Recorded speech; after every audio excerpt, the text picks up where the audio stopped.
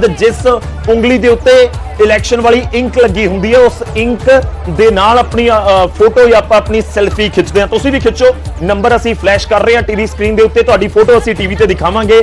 जेकर तुसीं हरियाणा दिल्ली दे विच हो तां जरूर अपना नाम अपने हलके का नाम लिख के सानू एक नंबर असीं फ्लैश कर रहे हैं, उस नंबर के उत्ते तुसीं अपनी जिहड़ी सैल्फी भेज सकते हो। राहुल गांधी की सैल्फी चर्चा च है तो तुहाडी सैल्फी भी चर्चा दे विच हो सकती है। राहुल गांधी एक वखरे तरीके नाल 2024 के इलेक्शन च नजर आए ने, क्योंकि सुदेश हम बात करें तो 19 से लेकर 24 तक ये बदला कि राहुल गांधी पैदल यात्रा करते हुए नजर आए। देश के अलग अलग हिस्सों में उन्होंने भारत जोड़ो यात्रा, भारत जोड़ो न्याय यात्रा के तहत 2 यात्राएं निकाली। राहुल गांधी ट्रकों में नजर आए, राहुल गांधी अलग अलग जगहों पर नजर आए। एक अलग तरीके से राहुल गांधी ने खुद को सामने रखने की कोशिश की है। एक नए राहुल गांधी को सामने रखने की कोशिश कांग्रेस की तरफ से हुई कि जो परसेप्शन राहुल गांधी को लेकर बना हुआ था उस परसेप्शन को तोड़ने की कोशिश हुई है कांग्रेस की तरफ से। लेकिन ये एक बात मजबूती से यहां पर कहनी होगी, कांग्रेस ने राहुल गांधी पर ही विश्वास जताया। भले ही पीएम चेहरा अनाउंस नहीं किया लेकिन राहुल गांधी ही लीड करते रहे पार्टी को। अलायंस के साथ भी जब जुड़ने की बात है कि अलायंस करेंगे तब नीतीश कुमार का नाम था, ममता बनर्जी, केजरीवाल का नाम था कि इनको चेहरा बनाया जा सकता है। फिर ये चर्चा हुई कि मल्लिकार्जुन खड़गे को चेहरा बनाया जा सकता है, लेकिन अलायंस बनते बनते टूटा भी, बिखरा भी। नीतीश कुमार बीजेपी के साथ चले गए, ममता बनर्जी ने अपना रास्ता अख्तियार कर लिया, तो अरविंद केजरीवाल जेल पहुंच गए। तो वो भानुमति ने कुनबा जोड़ा, कहीं का रोड़ा, वो वाली बात है कांग्रेस के साथ। बहुत ज्यादा सीटों पर चुनाव भी नहीं लड़े, फिर भी दावा है कि इस बार अलायंस की जीत होगी और सरकार एनडीए की नहीं बल्कि हमारे अलायंस की, इंडिया गठबंधन की सरकार बनेगी। तो बीजेपी 400 पार का नारा दे रही है। राहुल गांधी की सर के सर पर ही 2 हार का ठीकरा फूटा था। इस बार एक बार फिर से उनके ही नेतृत्व में, इसे कांग्रेस भी नहीं नकार सकती कि उन्हीं के नेतृत्व में, उन्हीं की लीडरशिप में ये 2024 का चुनाव भी लड़ा जा रहा है। पूर्व राष्ट्रपति रामनाथ कोविंद को आप देख रहे हैं, परिवार के साथ वोट डालने पहुंचे थे, वोट डाल चुके हैं रामनाथ कोविंद। और लोकतंत्र का महापर्व है, हम भी बार बार आपसे अपील कर रहे हैं कि ये मौका 5 साल बाद आता है। अपने वोट का इस्तेमाल करें, अपनी ताकत का एहसास आप कीजिए, देश को मजबूत बनाने में अपना योगदान दीजिए। समस्याओं को लेकर, उम्मीदवारों को लेकर, तमाम जो आपके मुद्दे हैं उनको जहन में रखते हुए आप अपने वोट का इस्तेमाल करें, अपने घरों से बाहर निकलें। लगातार गर्मी भी बढ़ती जा रही है, सुबह सुबह लंबी लंबी कतारें हरियाणा में दिखी थी। एक बार फिर आपको बता दें कि हरियाणा की 10 लोकसभा सीटें, 1 विधानसभा सीट करनाल, इन पर चुनाव हो रहा है, मतदान हो रहा है। सुबह 7 बजे से वोटिंग की जो प्रोसेस है वोटिंग का वो शुरू हो गया था, शाम को 6 बजे तक मतदान होगा। हरियाणा दिल्ली में वोटिंग, दिल्ली की 7 लोकसभा सीटें, वहां पर भी मतदान हो रहा है।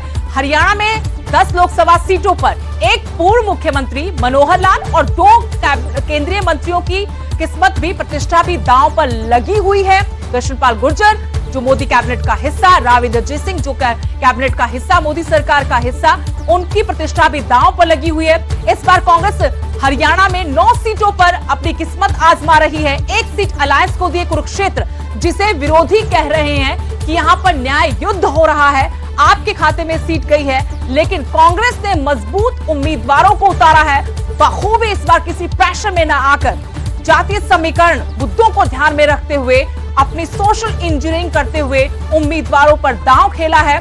आपको लगातार ब्यौरा देंगे हम हर सीट का। फिलहाल तस्वीरें आपको दिखा रहे हैं क्योंकि दिग्गज वोट डालने के लिए पहुंच रहे हैं। पहली तस्वीर में आपको पूर्व राष्ट्रपति रामनाथ कोविंद नजर आ रहे हैं। दूसरी तस्वीर है जिसमें राहुल गांधी, सोनिया गांधी वोट डालने के बाद सेल्फी ले रहे हैं। राहुल गांधी अपनी मां सोनिया गांधी के साथ, आप भी सेल्फी लेकर भेज सकते हैं। टीवी स्क्रीन पर आपको नंबर फ्लैश होता नजर आ रहा है। यहां वोट डालने के बाद जो स्याही आपकी उंगली पर लगी होगी उसको दिखाते हुए सेल्फी लेकर आप इस नंबर पर न्यूज 18 के पास अपनी फोटो भेज सकते हैं। हम उसको नीचे दिखाएंगे। गर्व का पल होता है, ये बड़ी ताकत हमारा संविधान, हमारा कानून हमें देता है ताकि देश आगे बढ़े, मजबूती से आगे बढ़े। और दुनिया का सबसे बड़ा लोकतांत्रिक देश भारत, जिसकी मजबूती आपके अंदर, मानते कि बहुत गर्मी है, तपती गर्मी है, झुलसाती गर्मी है, लेकिन सियासी पारा भी उतना ही चरम पर है। आपसे बार बार यही अपील करते हैं। ये आंकड़ा भी आ गया है 9 बजे तक के मतदान का। अंबाला में 6.92% तक अभी तक मतदान हुआ है और बार बार ये नंबर आपको फ्लैश होता नजर आएगा। इस नंबर पर आप अपनी वोट की सेल्फी लेकर भेज सकते हैं। वोट डालने के बाद जो स्याही आपकी उंगली पर लगी होगी, गर्व के साथ वो दिखाते हुए आप सेल्फी लेकर इस नंबर पर न्यूज़ 18 पंजाब हरियाणा के पास भेज सकते हैं। भिवानी महेंद्रगढ़ सीट पर अभी तक सबसे ज्यादा वोटिंग हुई है। राव दान सिंह को इस बार कांग्रेस ने चुनाव मैदान में उतारा है। और जो सोशल इंजीनियरिंग की मैं बात पहले भी कर रही थी गौरव, इस बार कांग्रेस ने जातीय समीकरणों को बखूबी समझते हुए सारा नाप तोल करने के बाद चुनाव मैदान में अपने उम्मीदवार उतारे हैं। 10.26% भिवानी महेंद्रगढ़ सीट पर अभी तक मतदान। यहां पर कांग्रेस ने श्रुति चौधरी की टिकट को काटकर राव दान सिंह, जो महेंद्रगढ़ से पार्टी के विधायक हैं, उनको टिकट दिया है। सामने है जाट चेहरा, कद्दावर चेहरा बीजेपी के धर्मवीर सिंह, जो इस जुगत में है कि जीत की हैट्रिक, लेकिन राह इस बार आसान नहीं।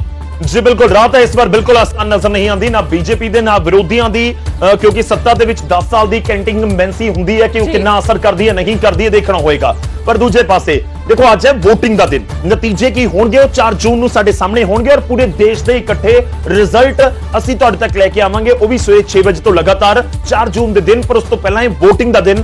ਜੇਕਰ ਤੁਸੀਂ ਹਰਿਆਣਾ ਦੇ ਵਿੱਚ ਇਸ ਸਮੇਂ ਸਾਨੂੰ ਸੁਣ ਰਹੇ ਹੋ, ਦੇਖ ਰਹੇ ਹੋ, ਦਿੱਲੀ 'ਚ ਦੇਖ ਰਹੇ ਹੋ ਜਾਂ ਫਿਰ ਜਿੱਥੇ ਵੀ ਵੋਟਾਂ ਪੈ ਰਹੀਆਂ ਨੇ ਉੱਥੇ ਦੇਖ ਰਹੇ ਹੋ, ਤਾਂ ਆਪਣੇ ਵੋਟ ਹੱਕ ਦਾ ਇਸਤੇਮਾਲ ਕਰੋ। ਉਹ ਇਸ ਕਰਕੇ ਵੀ ਜ਼ਰੂਰੀ ਹੈ क्योंकि गर्मी बेशक होवे पर बहुत सारे लोग निकल रहे हैं, तो आप भी जा सकते हैं, कोई प्रॉब्लम नहीं है। और वोटिंग परसेंटेज दसण के लिए काफी है कि वोटिंग परसेंटेज उस तरीके नाल है कि जो बहुत ज्यादा फिलहाल सुखावा नहीं है, ये होर बहुत बेटर हो सकता सी, जिवें पश्चिम बंगाल दियां करीब 7-8 सीटां दे उत्ते नजर आ रहा है। मैं नाल नाल तुहाडे तक ये भी चीज़ां पहुंचाउण दी कोशिश करांगा। एक छोटा जिहा उस तो बाद मैं रुक करदा है जिहड़े साडे असीं वख-वख सीटां ते जिक्र कर रहे हैं।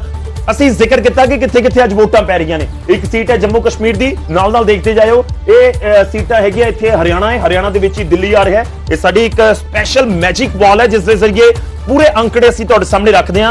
अगर आप हरियाणा की किसी सीट के बारे में कुछ जानकारी चाहते हैं तो हमें फेसबुक या यूट्यूब के ऊपर कमेंट कर दीजिए और इस मैजिक वॉल के जरिए वो जानकारी मैं आप तक पहुंचाऊंगा।